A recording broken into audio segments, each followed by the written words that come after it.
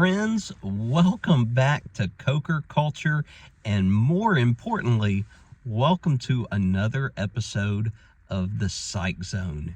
It has been forever since I've put out a Psych Zone episode, and I couldn't have picked a better time to decide to do one of these for you guys, because this one's going to be a little different than the ones that I've done in the past.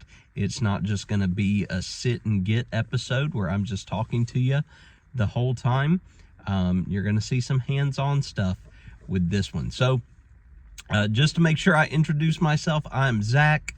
Welcome to our channel. You may or may not see the rest of the fam in this video, but today I'm here to talk to you about sleep apnea. That's going to be the focus of this particular video. I have been battling sleep deprivation for several years now, where I just haven't been able to get a good night's sleep. For a long time, we assumed that it was insomnia, and so we treated things that way.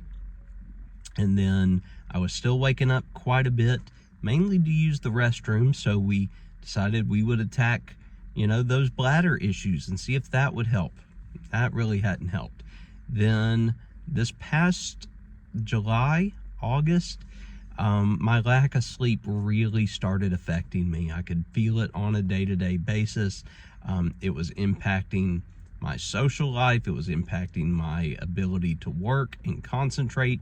And being a teacher, that makes things very difficult when your brain's not working the way you need it to work or expect it to work.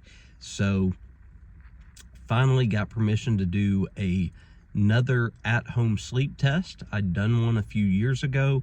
Results came back negative for anything at that point. This time around, I took an at-home sleep test back during our Thanksgiving break in November. Got the results back the next day that I had sleep apnea. And then finally got an appointment with a pulmonologist and got the full rundown and details on that. So let's talk about apnea. First, there's two different types of sleep apnea. There's obstructive sleep apnea, which is more common and is the type that I have. And then there's central sleep apnea, which is a neurological issue where the brain is not sending impulses to the portions of your nervous system that control your breathing while you're sleeping. Obstructive sleep apnea, which is what I have, is where you have something that is kind of clogging your throat or causing it very difficult when your throat muscles relax while you sleep for you to continue breathing. And so that's what I've been dealing with. And, most folks know that with apnea, it's the stopping of your breath while you're sleeping. I was not waking up coughing or gagging or, gasping for air at any point in time. I was just waking up tired. Sometimes I would wake up kind of out of breath, but never because I felt like I was choking or that I'd stopped breathing or anything like that. But what I didn't understand was just how much awakenings I was having during the night. And I did not realize this until talking to my doctor. So there's three different levels of sleep apnea. There's mild sleep apnea, which is when you're averaging anywhere between 5 to 15 apneas an hour. There's moderate sleep apnea, which is anywhere between 15 to 30 apneas an hour. And then there's severe apnea, which is 30 or more on an average per hour. My average was 21. So I'm in that moderate obstructive apnea period. When I'm in REM sleep, that number jumps up to 32. Okay, but it's typically more the 21. It's still a lot. I'm waking up a lot every night, and I'm only registering 3 to 4 times. No wonder I'm tired. So where I'm at currently is to get my CPAP machine. Again, this may be common knowledge or old hat to many of you, those of you that have apnea and sleep with a CPAP or a BiPAP machine. This is brand new to me, but I'm hopeful that it's going to make a difference. So while I'm not going to take you with me to my appointment to get my CPAP machine, once I get back home, I'll show you the machine.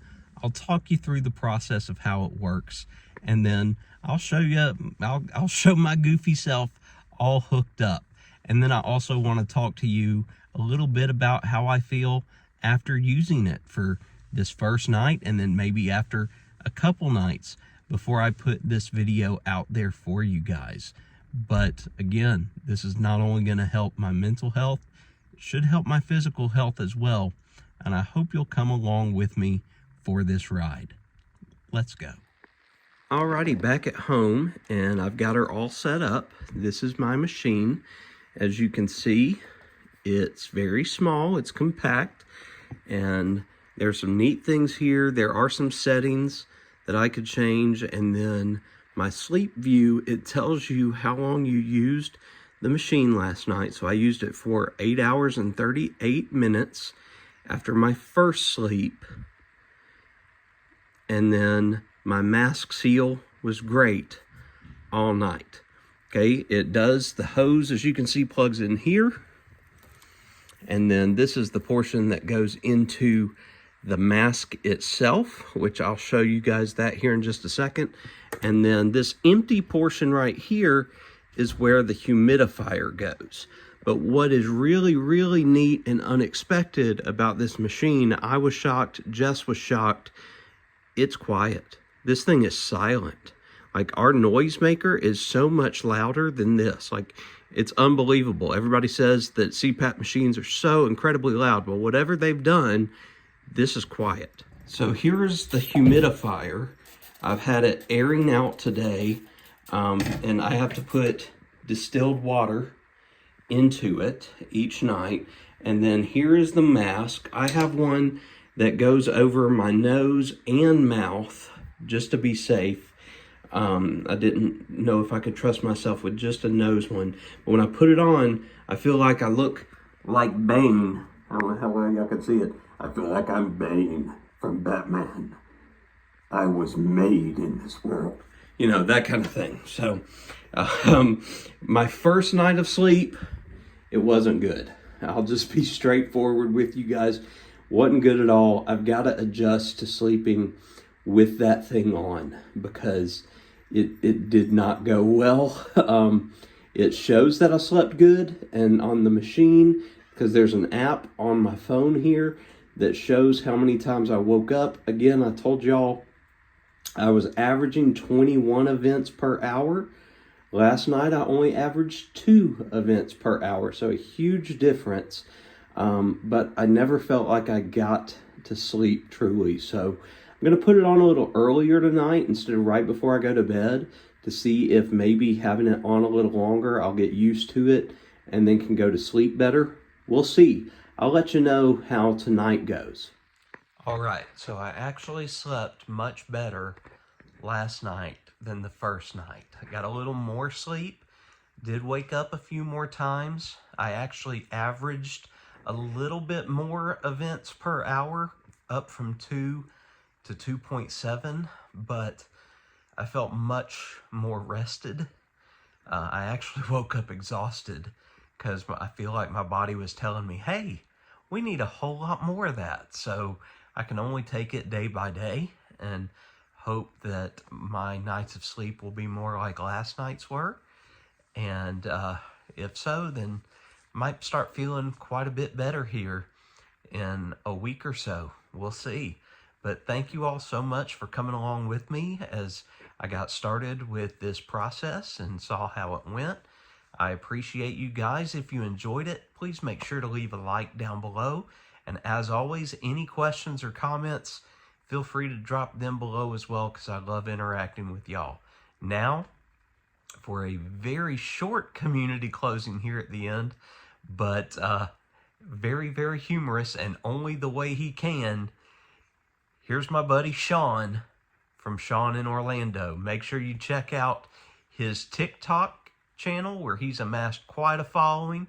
He also has a YouTube channel that I'll link down below as well. So finish it off for us, Sean. This is Sean, and you're watching Coker Life. Is it Coker Life? The name of the channel? Yes. So if you're watching Coker Life, Coker Culture, Coker Universe, Coker World. If you're watching, hit that subscribe button, baby. Let's go. Keep up the good work, though, Zach.